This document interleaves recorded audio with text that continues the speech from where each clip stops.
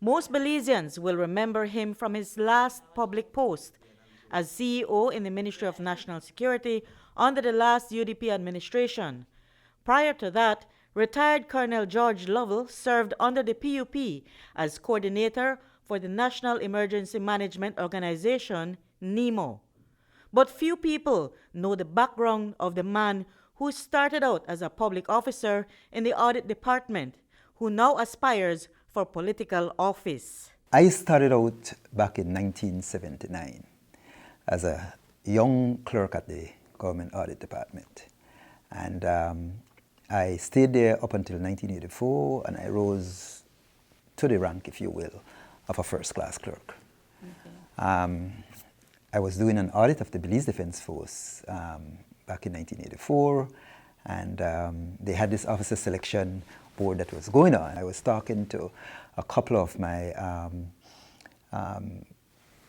officers that I was auditing at the time, the Belize Defense Force officers, and they looked at me and said, "We dare you to take that selection board, and we know that you're not going to make it."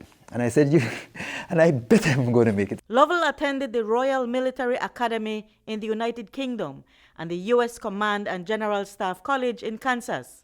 Over the 20 years as an officer in the BDF, he rose to the rank of Lieutenant Colonel until his departure in 2005, when he re-entered the public service at the executive level. When governments changed in 2020, Lovell retired and decided to support Khalid Belize in his bid for the same post that he is now seeking. I decided to join the Khalid Belize team because at the time he was going up against John Saldivar. It just so happens that I thought Khalid didn't really wanted this. He was mainly being pushed by the people around him, and he didn't seem to me, in the latter part of us being together, that he really had interest to see this to the end. So I decided to get my name in the race. He decided to just exit. Interestingly, one of the candidates that Lovell is going up against is his former boss, John Saldivar, against whom a slew of allegations have emerged over the years. When Saldivar was Minister of National Security, Lovell was his CEO, but he told us that the relationship between him and Saldivar was strange, and he was never made privy to those details.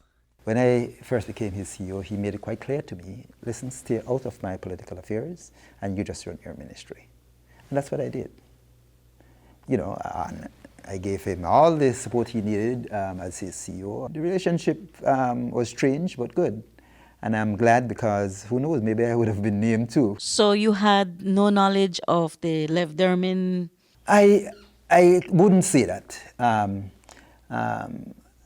Lev Derman came to light, I guess, when the whole aspect of him being arrested and charged, and that sort of thing happened.